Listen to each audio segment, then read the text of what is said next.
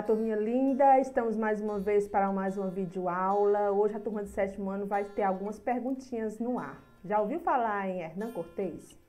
Já ouviu falar em lutas entre incas e espanhóis? Não ouviu falar? Tá certo. Fica comigo que depois da vinheta eu te conto.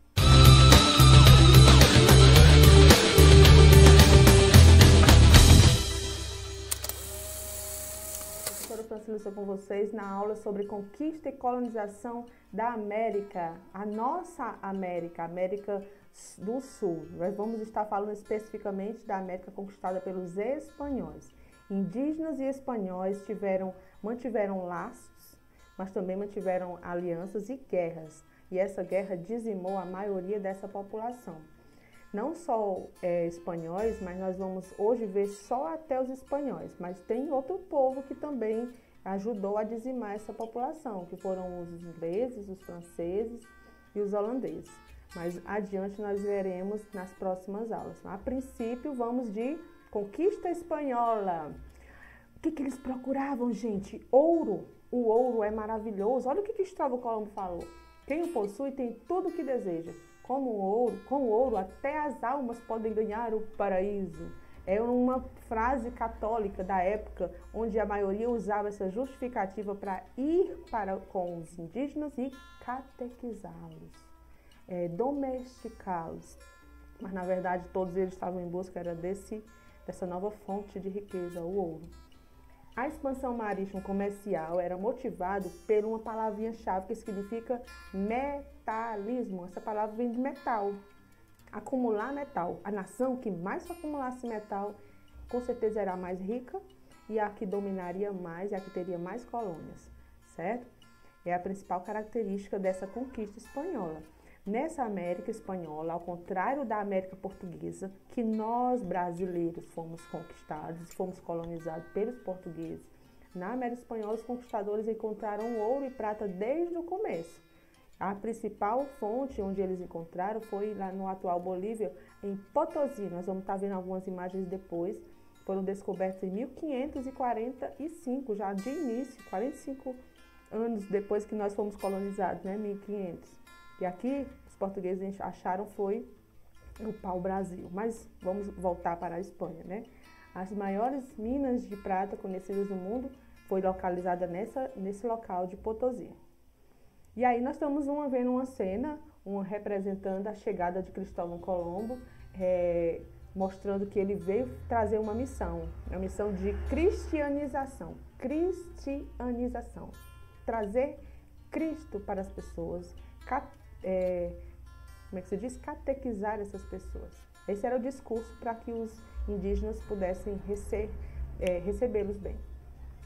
Na conquista espanhola, o ouro e a prata na América Hispânica fizeram grandes potências, como ingleses e franceses, a questionar aquela história de dividir o planeta, dividir a América no Tratado de Tordesilhas. 370 léguas a leste seria para Portugal e o outro lado oeste seria para a Espanha.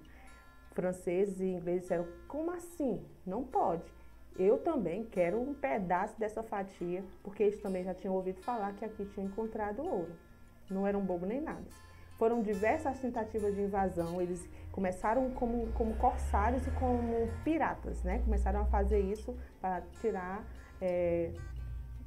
o que era, teoricamente, dos ibéricos. Quando a gente fala em ibérico, está falando tanto de espanhóis quanto portugueses.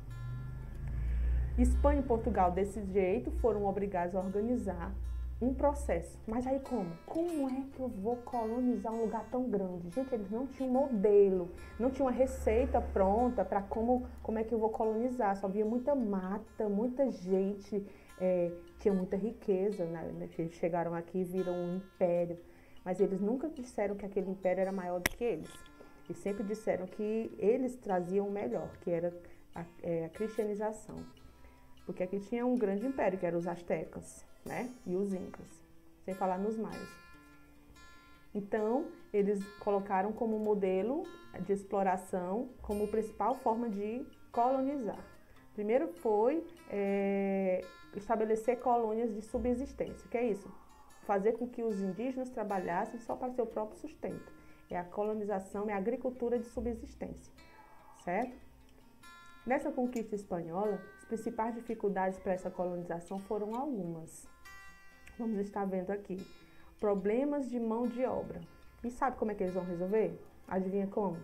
Usando a própria mão escrava dos nativos. E como fazer com que esse povo, que tinha outra língua, falava outras línguas assim meio estranhas, quisessem se submeter a um regime de escravidão? Vamos lembrar que os astecas, na época, eles tinham entre si, já tinham intrigas entre si.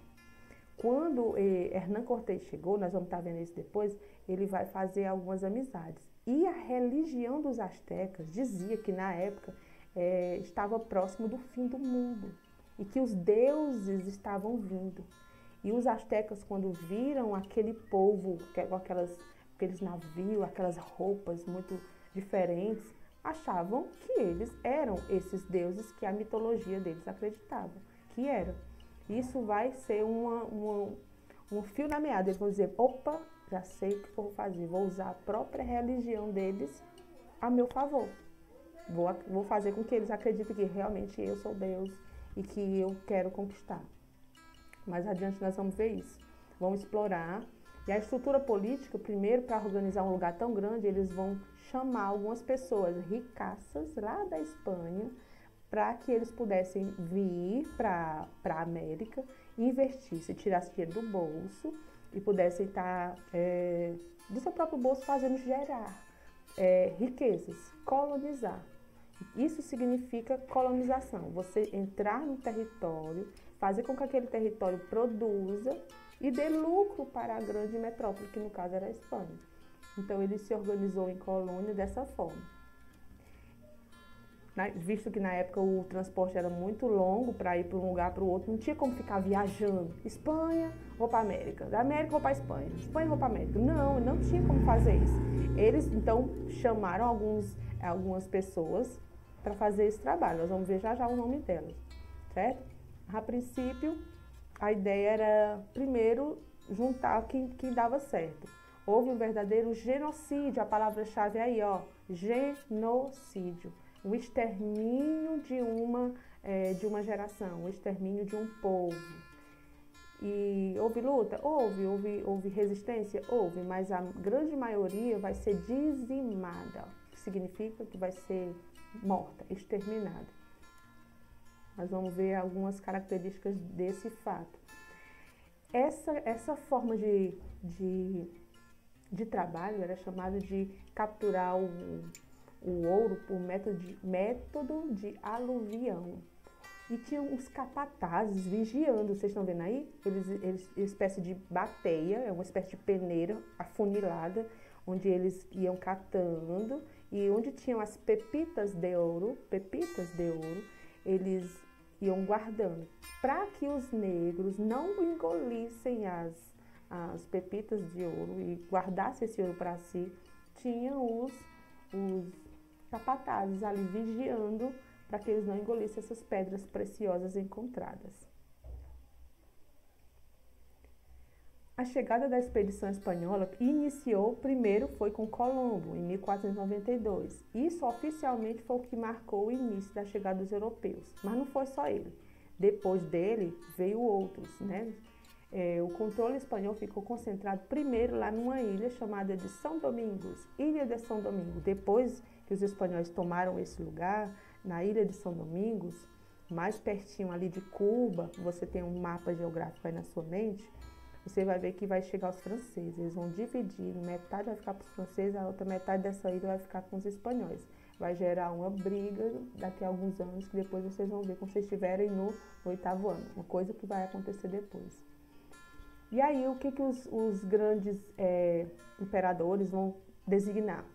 Vamos contratar os adelantados, né? Quem são esses adelantados? São as pessoas que sairiam com a família e tudo para dentro do território da América conquistada e fariam gerar riquezas, ok? E eles receberiam uma capitulação. É um documento onde eles vão vão ter amplos poderes para poder atuar nessas áreas conquistadas. De posse disso, fez com que essa conquista espanhola ficasse onerosa, desse muito trabalho, porque tinha adelantado que não prestava conta, que não era honesto. E eles podiam muito bem chegar lá com os espanhóis, com um navio cheio de ouro e dizer que era algodão. E ninguém ia ficar nada, porque não tinha uma fiscalização. Então essa primeira medida para captar o ouro não foi muito boa para os espanhóis. Eles colocaram na mente de que tinha que ser uma coisa mais pesada, um órgão mais fiscalizador, mais presente. E um dos exemplos desses adelantados vai ser Cristóvão Colombo, depois Hernán Cortés. Esse nome não sai da sua cabeça. Hernán Cortés foi o responsável por dizimar os astecas. E o Francisco Pizarro vai ser o responsável por dizimar os incas. Nós vamos ver isso na sequência. Em 519, liderados por Hernán Cortés, os espanhóis invadiram o domínio asteca. Olha, os espanhóis pensaram que estavam diante de um deus, um verdadeiro Deus. E aí você vê a chegada dele, sempre com a comitiva que vinha com alguém referente à Igreja Católica para cristianizar. E tinha um grande imperador do Império Azteca, que é o imperador Moctezuma. Moctezuma recepcionou essa comitiva de Cortés, fazendo pompas de elogios, entregando a ele plumas de aves, que para o seu rito, para a sua mitologia, era algo precioso. E o Cortés não deu muita trela para o que ele estava oferecendo, né? E foi assim, uma medida de desonra para ele, porque na verdade, nesse período, sim, outra coisa importante, Montezuma ofereceu uma concubina. Que é isso, professora? Concubina era uma espécie de mulher que servia para fazer usar o seu próprio corpo para que o Cortés pudesse fazer bom uso.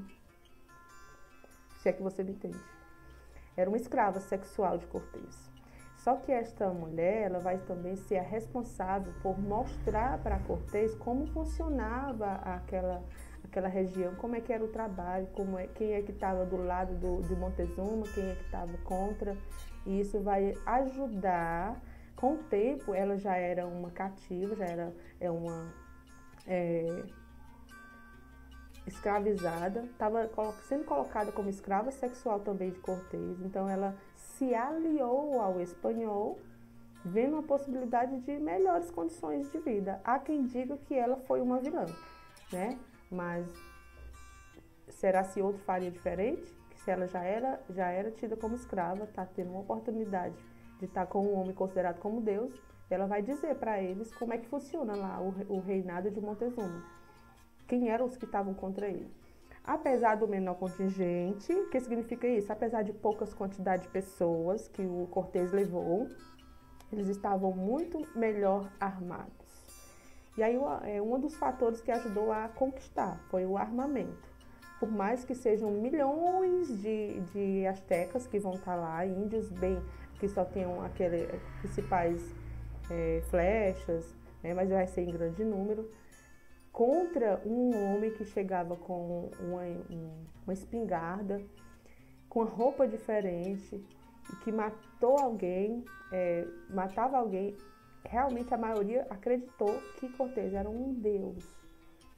E eles acreditavam que aquela divindade representava esse Deus que estava vindo e que o fim do mundo estava próximo. O México passou então a ser chamado de Nova Espanha. Hernán Cortés ele aprisionou Montezuma, conseguiu muito ouro com a prisão dele, e os seus súditos, ao ver que Montezuma foi morto por ele, reafirmou a ideia de que ele realmente era um deus. Sem falar no outro problema que os espanhóis vão trazer para os astecas, as doenças. A varíola era uma doença que veio com eles e dizimou muita gente. Então, muita gente morreu nesse período, não só durante as guerras, mas devido a essa doença muito grave, onde deixavam umas espécies de uns bolões na pele, tipo eu não sei nem explicar. E que se alguém sobrevivesse, ficaria com um enorme, só mesmo uma cirurgia plástica muito bem feita para limpar toda a pele. Então, muita gente morreu.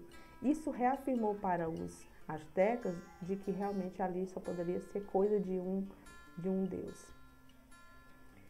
Em 531, tinha um primo dele, primo de Cortés, chamado de Francisco Pizarro. Há quem diga que ele era parente dele. Ele veio com um exército, né, espanhol, dominou o território mais ao sul, que vai ser Peru, né, aquela região ali na Cordilheira dos Andes. Isso vai ajudar ele a espalhar a ideia de que ele também era um deus, né? Fatores que facilitaram essa superioridade de Francisco Pizarro foi a superioridade dos armamentos e os conflitos, e ainda trouxe a questão religiosa usada a seu favor, sem falar que houve uma peste que matou muita gente, né? Muitos morreram. A exploração das riquezas minerais e mão de obra indígena foi o principal marco. Enquanto eles puderam impor, puderam sugar, usaram de agricultura de subsistência, onde eles faziam o povo plantar e colher para a sua própria subsistência, impõem os seus costumes europeus, impõem a sua religião. E muitos deles, nesse período aí, a dizimação do povo inca, vai estar tendo uma disputa do trono de 2 filhos, né? Disputa pelo trono de 2 filhos, o Huáscar e Atahualpa. Eles viram que essa disputa já estava ajudando eles a continuarem intervindo e usando aquela estratégia de marketing do Deus soberano. Então, aliado a isso, deixa eu dar uma passadinha, veio a atuação dos jesuítas, a cobiça por povos dominadores destruiu culturas. Essa cultura, quando a gente fala em cultura, fala em todos os sentidos, modo de se vestir, modo de conversar, modo de falar, certo? Isso empobreceu o território americano. As riquezas exploradas eram destinadas à Europa e assim eles ficaram riquíssimos em pouco tempo, porque lá o rios de dinheiro que era encontrado em forma de ouro não estava assim escrito. Aqui nós estamos vendo o Francisco Pizarro sendo levado pelos indígenas, né? Como se fosse eu esqueci o nome desse carrinho. Tem uma espécie, tem um nomezinho diferente, mas ele era colocado como um senhor, um deus, que estava sendo levado por esses indígenas, né? Sim, mas recebia outro nome. É uma espécie de carruagem, mas recebia outro nome. A colonização espanhola estava concluída em 1532, quando teve início a fase de colonização propriamente dita. Aí nós vamos ver agora quem são os povos que vão estar lá ajudando a colonizar, certo? Como foi que ele dividiu? Dividiu em vice-reinos e em capitanias. Nós vamos ver aqui no mapa que vai existir os vice-reinos, que é só para o povo da elite espanhola, só para os chapetones. Eita, que nome bonito, né? Chapetones, mas nós vamos estar vendo bem direitinho. Os vice-reinos vão ser vice-reino de Nova Granada. É um nome estranho, sim, mas é um nome de outra cultura, né? Nós estamos falando em encomienda, mita. Vamos ver cada nome diferente para a nossa cultura.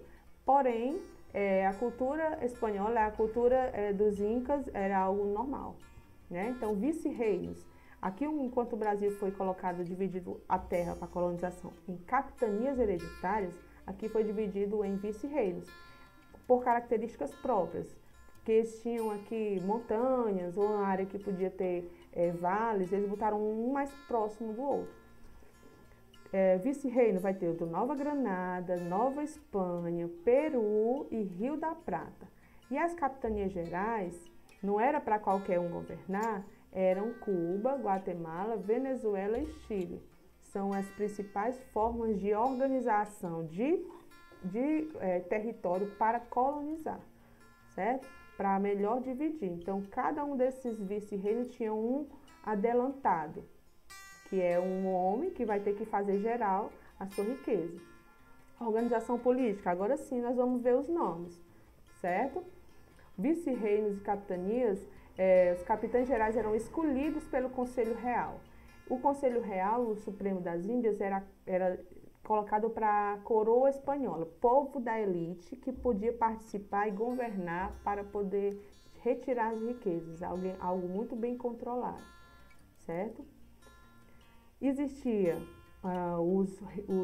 as câmaras municipais, para nós é chamado de Câmara Municipal, para a época e para o local, comunidade era cabildos, eles controlavam a vida política daquele local e eram formados por elementos de aristocracia. Quando fala em aristocrata, pensa em grandes fazendeiros, certo? Grandes pessoas ricas que tinham domínio sobre mineração, grandes comerciantes, os chamados aristocratas.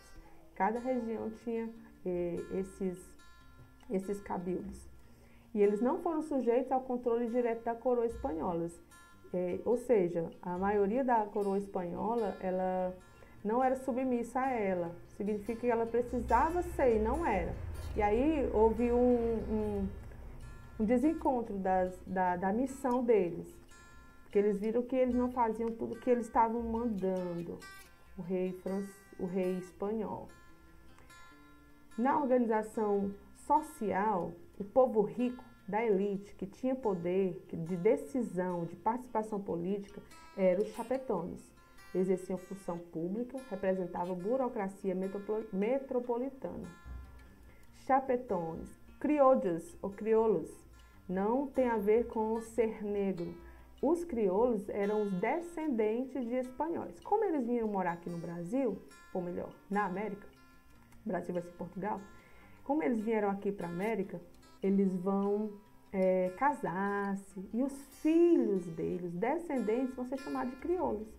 Vai ter um problema aí diante disso, porque eles não vão ter poder político de decisão, não vão ter alguns privilégios que os chapetones tinham. Ou seja, todos tinham a ver com o domínio espanhol, porém os chapetones tinham uma diferença, tinham mais prestígio do que os crioulos.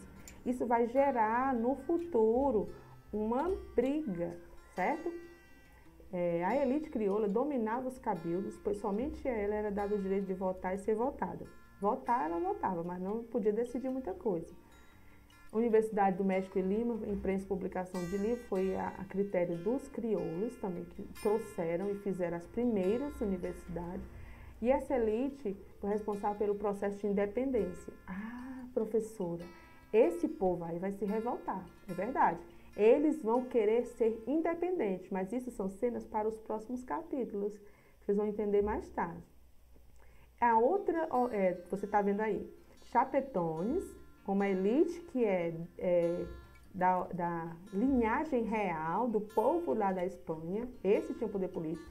Os crioulos, que eram os descendentes dos espanhóis, tinham poder de voto, mas não tinham poder político. E isso vai chatear ele com o tempo.